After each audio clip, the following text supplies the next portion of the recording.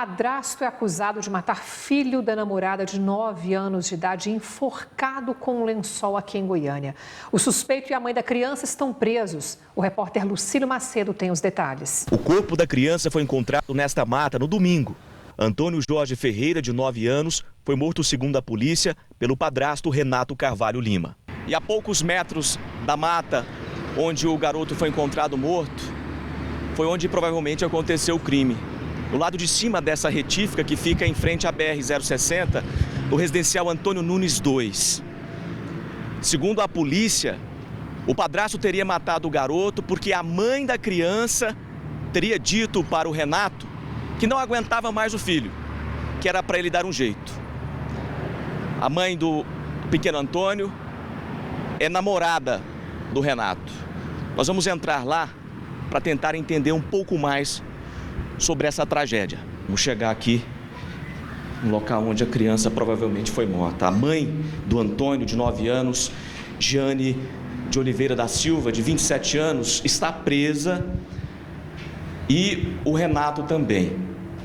A gente observa que aqui, que está trancado, o Renato morava aqui com a mãe dele, que também está nesse momento na delegacia prestando esclarecimentos, mas até o primeiro momento ela não teria nenhum envolvimento.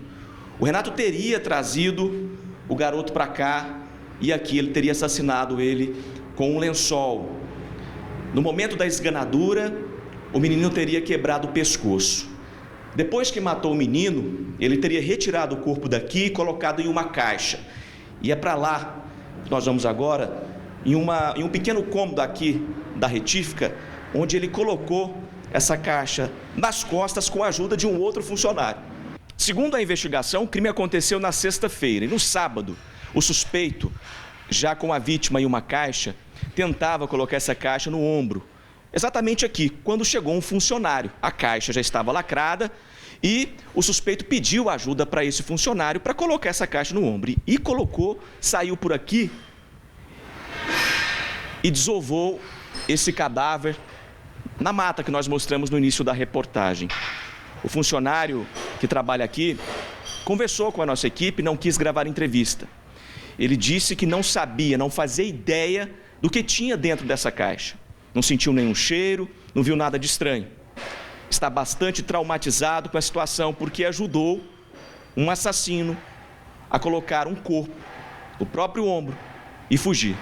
Giane da Silva de Oliveira morava com o pequeno Antônio em outro local. A primeira versão dada à polícia foi que teve o filho sequestrado por 4 homens que estavam em um carro. Seriam agiotas cobrando uma dívida de R$ 1.600 do namorado Renato. Mas depois teria confessado para os policiais da Delegacia Estadual de Investigações Criminais que a história não passava de uma mentira e que deu consentimento para o namorado matar o próprio filho. Renato morava de favor no local do crime, graças à ajuda do dono da retífica, que ficou chocado com o assassinato. Na verdade, a sensação da gente é muito ruim saber que aconteceu uma coisa dessa dentro de um lugar de trabalho da gente. É ruim, é péssima. Péssimo, triste, lamentável, acima de qualquer situação. Eu quero ouvir agora o repórter Lucílio Macedo, que está na delegacia de polícia. Quais são as novidades que você tem, Lucílio? Boa tarde para você. Boa tarde, Jodevar. Boa tarde a todos. A gente fala ao vivo aqui das delegacias especializadas. Agora há pouco eu conversei com o delegado responsável pelo caso, o Dr. Valdemir Pereira da Silva, o conhecido branco, que tem uma experiência vasta já na Polícia Civil. Ele disse que não vai falar nesse momento porque as investigações continuam. Mas para ele é um fato fechado. A mãe do garoto, o pequeno Antônio, a Giane da Silva de Oliveira, de 27 anos, e o namorado dela, o padrasto da criança, Renato Carvalho Lima, de 20 anos, para ele é uma questão fechada. Eles mataram esse garotinho da maneira que a gente contou aí na reportagem. Eles responderão por homicídio qualificado, ocultação de cadáver e falsa comunicação de crime. E foi essa falsa comunicação de crime que deu a matéria-prima básica para a polícia concluir esse caso, que foi a chegada até o corpinho do pequeno Antônio na mata. O crime aconteceu na sexta-feira, no sábado ele desovou o corpo da criança e no domingo o corpo foi encontrado. Quando eles chegaram aqui para fazer o boletim de ocorrência, dizendo desse sequestro, eles deram detalhes desse falso sequestro. E foram esses detalhes que pegaram o casal, porque depois eles começaram a entrar em contradição. E foi nessa contradição que a polícia, com experiência e com maestria, fez com que os dois confessassem o crime. Agora, um detalhe, o suspeito Renato mora nesse apartamento que foi cedido pelo dono da retífica, vejam vocês, por quê? Lá acontecia muitos assaltos, e para dar mais segurança e para ajudar o Renato, que estava numa situação financeira difícil, o dono da retífica resolveu deixar ele morando lá. E acontece o que aconteceu lá. O Renato morava nesse apartamento com a mãe dele, não a mãe do Antônio, a mãe dele. A dona Gorete, que também prestou esclarecimento aqui, mas o delegado disse que ela não tem nada a ver com essa história.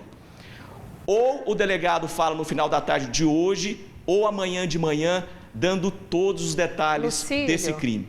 O delegado disse também que tem vídeos que comprovam de maneira mais contundente a ação desse casal. Esse casal estava junto apenas, Luciano e Jordevar, 3 meses. A mãe tinha só o pequeno Antônio, que pelas redes sociais tinha uma boa convivência, porque tirava fotos com o menino, curtia as publicações do menino, mas na vida real a situação era outra. Lucílio. O corpinho do pequeno Antônio continua no Instituto Médico Legal. E amanhã a polícia vai dar todos os detalhes desse caso, inclusive apresentando vídeos sobre esse crime brutal. Lucília, agora os depoimentos dos dois acusados, tanto da mulher quanto do namorado dela, ainda continuam muito contraditórios, não é isso? Exatamente, e foi por isso que o delegado até não deixou a gente ter acesso a esses depoimentos, porque as diligências, elas continuam. O delegado fez até um pedido para a nossa equipe, porque é o seguinte, olha, eles estão entrando em contradição o tempo todo.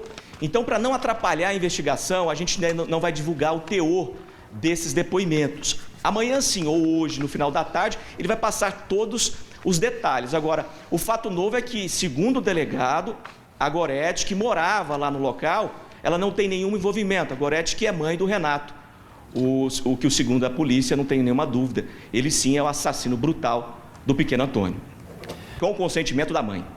Tá certo, Lucílio, eu quero agradecer a sua participação. É triste demais a gente ver uma notícia como essa, se tratando principalmente de uma criança de apenas 9 anos de idade. A gente vai continuar, a gente hoje à tarde vai até a delegacia para saber se tem mais novidades. Amanhã no Jornal do Meio-Dia a gente volta nesse assunto aqui para você.